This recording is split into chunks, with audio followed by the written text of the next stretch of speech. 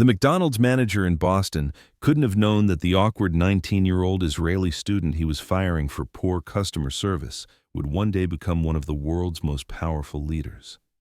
Benjamin Netanyahu stood in the break room, his uniform stained with ketchup, listening to his boss explain why he wasn't cut out for fast food. What happened next would change not just his life, but the entire Middle East. Before we dive into this incredible story of determination and transformation, make sure to hit that like button and subscribe to Redacted Stories for more inspiring tales where setbacks become comebacks. Comment below if you've ever been fired from a job that later motivated you to achieve something greater. February 15, 1971, the Harvard Square McDonald's was bustling with the usual morning crowd of college students grabbing breakfast before their 8 a.m. classes. Behind the counter, 19-year-old Benjamin Netanyahu was struggling to keep up with orders, his thick Israeli accent making communication with customers increasingly difficult. "Excuse me, what did you say?" asked an impatient Harvard sophomore, tapping his fingers on the counter. Benjamin repeated the order total for the third time, his English still heavily accented despite months of practice. "That will be $1.47, please." The customer rolled his eyes and turned to his friend. "These foreign exchange students, why don't they hire Americans who can actually speak English?" Netanyahu's face flushed red, but he handed over the order with a forced smile. This wasn't his first encounter with casual prejudice, and it wouldn't be his last. As an Israeli student studying at MIT, he was working at McDonald's to pay for textbooks and living expenses, something his privileged American classmates couldn't understand. The manager, Robert Mitchell, had been watching from his office, a stern man in his 40s who took pride in running the most efficient McDonald's in Cambridge. Mitchell had been growing increasingly frustrated with Netanyahu's performance. The young Israeli was intelligent, that much was clear, but he lacked the easy American charm that made for smooth customer interactions. What Mitchell didn't know was that Netanyahu was carrying a burden that went far beyond language barriers. His father, Benjamin Netanyahu, was a respected historian who had high expectations for his son. Benjamin felt the weight of representing not just himself, but his family and his country in America. Every failed interaction at McDonald's felt like a personal defeat. During his break, Netanyahu would often sit in the back alley behind the restaurant, reading political science textbooks while eating his employee meal. His MIT classmates were studying engineering and computer science, preparing for lucrative careers in America's booming tech industry. But Netanyahu was drawn to something different, the complex world of international relations and political strategy. "Why are you reading that heavy stuff?" asked Maria Santos, a fellow employee from Puerto Rico who had become one of Netanyahu's few friends at work. "We're just flipping burgers here." "Because I won't be flipping burgers forever," Netanyahu replied, his voice carrying a determination that surprised even him. "Someday, I'm going to be somebody important." Maria laughed, not unkindly. "We all got dreams, Benji, but you better focus on this job first, or Mitchell's going to fire you." Her words proved prophetic. That very afternoon, Netanyahu made the mistake that would change everything. The lunch rush was particularly brutal that February day. A bus full of tourists had stopped at Harvard Square, and the restaurant was packed with demanding customers who seemed to take pleasure in making the foreign student repeat himself. Netanyahu's confidence was crumbling with each confused order and frustrated sigh. Then came the customer who would seal his fate. Professor William Harrison from Harvard Business School, a man accustomed to being treated with deference. Harrison ordered a complicated meal modification, no pickles, extra sauce, specific temperature requirements, all delivered in rapid-fire English that Netanyahu struggled to follow. "I want the Big Mac with no pickles, extra special sauce, but make sure the patties are well done, not medium. And I want the fries extra crispy, none of that soggy stuff you usually serve. Got it?" Netanyahu frantically tried to input the order, but the register system was confusing, and he was already flustered. "Yes, sir, I think so. 1 Big Mac, no pickles." "No, no, no," Harrison interrupted loudly, drawing the attention of other customers. "Are you even listening? This is exactly what's wrong with hiring people who can't speak proper English." The restaurant fell silent. Other customers turned to watch the confrontation. Netanyahu felt his face burning with humiliation, but something else was building inside him, a anger he had been suppressing for months. "Sir, I understand English perfectly well," Netanyahu said, his voice steady despite his embarrassment. "Perhaps if you spoke more clearly instead of rushing through your order." Harrison's face turned red. "Excuse me? Are you talking back to me? I want to speak to your manager immediately." Robert Mitchell appeared as if summoned by the tension in the air. He had witnessed enough of these incidents with Netanyahu, and his patience was exhausted. The bottom line was simple.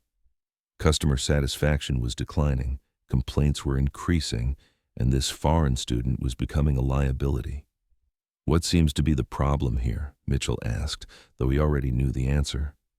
"Your employee here just demonstrated a complete inability to take a simple order, and then had the audacity to suggest that I was speaking unclearly," Harrison said, his voice carrying the authority of someone accustomed to being heard. Mitchell looked at Netanyahu, who stood frozen behind the counter.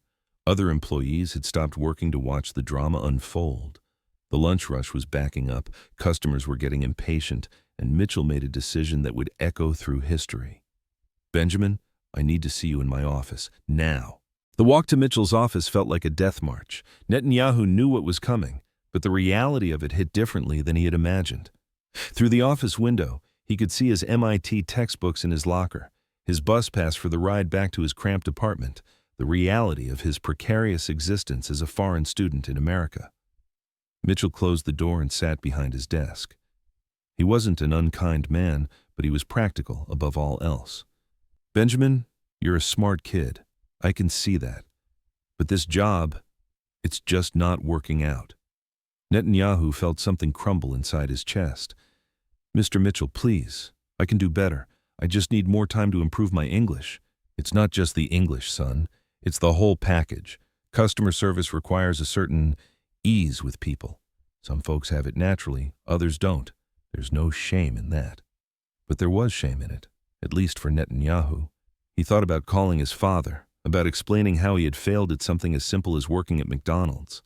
He thought about his MIT classmates who would hear about this through the small international student network.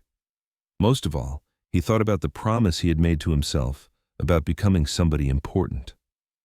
"This is effective immediately," Mitchell continued, pulling out an envelope with Netanyahu's final paycheck. "You can collect your things from your locker." Netanyahu stood up slowly, his McDonald's uniform suddenly feeling heavier than it had all day. As he reached for the door handle, something made him turn back. "Mr. Mitchell, can I ask you something?" "Sure, kid. Do you really think I don't have what it takes to connect with people?" Mitchell paused, perhaps hearing something in the young man's voice that gave him pause. "Benjamin, I think you have what it takes to do a lot of things. I just don't think flipping burgers is one of them." It was meant to be a kindness, but to Netanyahu, it felt like a challenge. Walking out of McDonald's for the last time, Netanyahu felt the cold February air hit his face like a slap. Students were hurrying between classes, their breath visible in the freezing air, all of them seeming to know exactly where they belonged in the world. Netanyahu didn't go straight back to his apartment. Instead, he found himself walking toward the Charles River, still wearing his McDonald's uniform under his winter coat. The river was partially frozen, and he stood on the bridge watching the ice formations, thinking about the conversation with Mitchell. "I don't have what it takes to connect with people." The words echoed in his mind, but instead of crushing him, they began to fuel something else. Netanyahu had always been competitive. It was part of what had driven him to come to America in the first place. But this was different. This was personal. He thought about his father's stories of Jewish persecution, of how his people had survived by being smarter, more determined, more resilient than their oppressors. He thought about Israel, a tiny country surrounded by enemies that had somehow not just survived but thrived. He thought about what it meant to represent something larger than yourself. Standing on that bridge, Benjamin Netanyahu made a decision that would alter the course of history. He would prove Mitchell wrong, not just about customer service, but about everything. He would become so skilled at connecting with people, at understanding human psychology and motivation, that world leaders would seek his counsel. He would master the art of communication so thoroughly that his words would shape international policy. But first, he had to learn how Americans really thought. That night, Netanyahu did something that surprised even him. Instead of sulking in his apartment, he went to a local bar near MIT where students gathered. He ordered a Coke. He couldn't afford alcohol, and simply listened. He listened to how Americans told stories, how they structured arguments, how they used humor to deflect tension and build rapport. He studied their body language, their vocal patterns, the subtle ways they established dominance or showed submission in conversation. "You're that Israeli kid from McDonald's, aren't you?" said a voice behind him. Netanyahu turned to see Jake Morrison, a business student from Harvard who had been in the restaurant during his humiliation. Netanyahu braced himself for mockery, but Morrison's expression was unexpectedly sympathetic. "Rough day, huh? I saw what happened with Professor Harrison. Guy's a real piece of work." This was Netanyahu's moment. He could retreat, make excuses, or blame the system.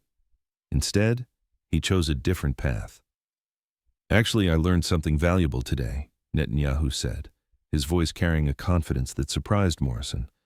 "I learned that success in America isn't just about being smart.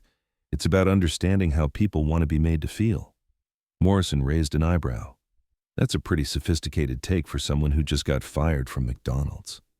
Netanyahu smiled, not the forced smile he had used with customers, but something more genuine and calculating. Professor Harrison didn't want food. He wanted to feel important, respected, in control. I failed to give him that experience. It won't happen again. Over the following weeks, Netanyahu threw himself into a different kind of education. While maintaining his MIT coursework, he began a systematic study of American communication and culture that would serve him for the rest of his life. He checked out books on public speaking from the library. He watched how successful politicians communicated on television, studying their gestures, timing, and choice of words. He practiced conversations with his mirror, working to reduce his accent not by abandoning his Israeli identity, but by making it an asset rather than a liability. Most importantly, he began to understand something fundamental about power. It wasn't just about being right, it was about making others believe you were right and making them want to follow you. Netanyahu found a new job at a small electronics store near campus, but this time he approached it strategically. Instead of just trying to make sales, he studied each customer, learning to read their motivations, fears, and desires. He discovered he had an intuitive grasp of human psychology that, when properly channeled, was remarkably effective. "You're different from when you started," observed his supervisor, Mrs. Chen, after Netanyahu had achieved the highest sales numbers in the store's history. "More confident." "I learned something important," Netanyahu replied. "People don't buy products, they buy stories about themselves. When I sell someone a radio, I'm really selling them the story of who they'll become when they own it." Mrs. Chen looked at him with new respect. "That's very wise for someone so young. You should consider a career in business or politics." The word hung in the air. Politics. Netanyahu had been thinking about it more and more, but hearing it from someone else made it feel real, achievable. That night, he called his father in Israel. It was an expensive international call, but Netanyahu felt it was important. "Abba," he said in Hebrew, "I've been thinking about my future." "Good," his father replied. "Your MIT degree will serve you well." "I want to do something different. I want to go into politics." There was a long pause. "Politics is a difficult path, Benjamin, especially for a Jew in a hostile world." "Maybe that's exactly why I need to do it," Netanyahu said. "Maybe our people need someone who understands how to communicate with the world, how to make them listen." Another pause. "The boy who struggled at McDonald's wants to convince world leaders?" Netanyahu felt the familiar sting, but this time it motivated rather than discouraged him. The boy who struggled at McDonald's learned something valuable about failure, and more importantly, about comeback. The years that followed were a masterclass in deliberate self-improvement. Netanyahu finished his MIT degree, but his real education was happening outside the classroom. He joined the debate team, forcing himself to argue positions he didn't necessarily believe in to develop rhetorical flexibility. He took acting classes to improve his stage presence. He studied the great communicators of history, Churchill, Kennedy, Reagan, analyzing their techniques and adapting them to his own style. Most crucially, he began to develop what would become his greatest political asset: the ability to frame complex issues in simple, emotionally compelling terms. The McDonald's experience had taught him that most people don't want complexity. They want clarity, confidence, and someone who makes them feel smart for agreeing. When Netanyahu returned to Israel after his American studies, he carried with him something more valuable than his MIT degree: a deep understanding of how to communicate across cultural barriers, how to read an audience, and how to turn personal setbacks into motivational fuel. His first real test came during his initial television appearances as a young Israeli diplomat. Unlike other Israeli officials who spoke in careful diplomatic language, Netanyahu communicated with the directness and confidence he had learned in America. He could explain complex Middle Eastern politics in terms that average Americans could understand and support. "How did you become so good at this?" asked a veteran diplomat after Netanyahu's particularly effective performance on CNN. Netanyahu thought back to that cold February day in 1971, standing in Robert Mitchell's office, being told he didn't have what it took to connect with people. "I had a very good teacher," he replied. "He taught me that failure is just information about what doesn't work, and more importantly, he taught me that other people's doubts about your abilities can become the fuel for proving them wrong." As Netanyahu's political career progressed, the lessons from his McDonald's experience continued to shape his approach. He understood that politics, like customer service, was fundamentally about making people feel something, whether that was confidence, fear, hope, or pride.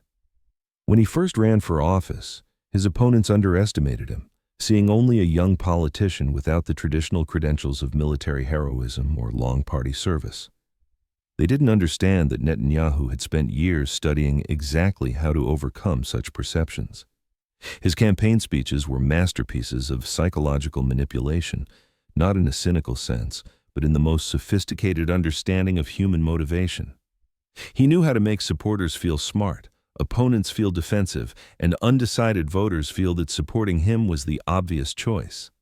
"He connects with people in a way that seems effortless," noted a political journalist covering Netanyahu's rise. "It's like he understands exactly what they need to hear." If only they knew, Netanyahu thought, about the hours spent practicing in front of mirrors, the systematic study of American communication techniques, the hard-won understanding that connection isn't natural. It's a skill that can be learned, refined, and deployed strategically. The young man who had been fired for poor customer service had become one of the world's most effective political communicators. Decades later, when Netanyahu was serving as Prime Minister of Israel, he received an unexpected letter. It was from Robert Mitchell, the McDonald's manager who had fired him all those years ago. Mitchell had seen Netanyahu on television and realized who he was. "I wanted to write to tell you how impressed I am with what you've accomplished," the letter read. "I've been thinking about that day I let you go, and I realize now that I was wrong. You did have what it takes to connect with people. You just needed to find the right context and develop the right skills. Watching you speak to world leaders, I can see that you learned those skills very well." Netanyahu read the letter in his office in Jerusalem, surrounded by the trappings of power that would have been unimaginable to the struggling student of 1971. He thought about responding, about explaining how that firing had actually been a gift, a moment of clarity that had forced him to confront his weaknesses and transform them into strengths. Instead, he kept the letter as a reminder of something important: that other people's assessment of your potential is just their opinion, not your destiny. The same qualities that had made him a poor McDonald's employee, his intensity, his foreign background, his inability to fake easy charm, had become assets in a different arena. The student who couldn't take a burger order had learned to negotiate with presidents and prime ministers. The young man who had been told he lacked people skills had mastered the art of political communication so thoroughly that his techniques were studied in universities around the world. But perhaps most importantly, he had learned that setbacks aren't endings. They're information. And sometimes getting fired from McDonald's is exactly what you need to become prime minister. Today, when young political staffers ask Netanyahu for advice about handling criticism or setbacks, he often tells them about February 15, 1971. About standing in a McDonald's break room, feeling like a complete failure, and making the decision to use that moment as fuel rather than let it define him. Success, he tells them, isn't about never failing. It's about learning from failure so completely that you transform your weaknesses into your greatest strengths. The boy who got fired from McDonald's for poor customer service had become one of history's most skilled political communicators. The foreign student who struggled with English had learned to use words as precisely as any surgeon uses a scalpel. And it all started with a moment of humiliation that could have broken him, but instead made him stronger. If this story of transformation and determination inspired you, make sure to like this video and subscribe to Redacted Stories for more incredible tales of how life's biggest setbacks can become our greatest comebacks. Share your own comeback story in the comments below. We'd love to hear how you turned failure into fuel for success. Remember, sometimes getting fired is just the first step toward finding your true calling.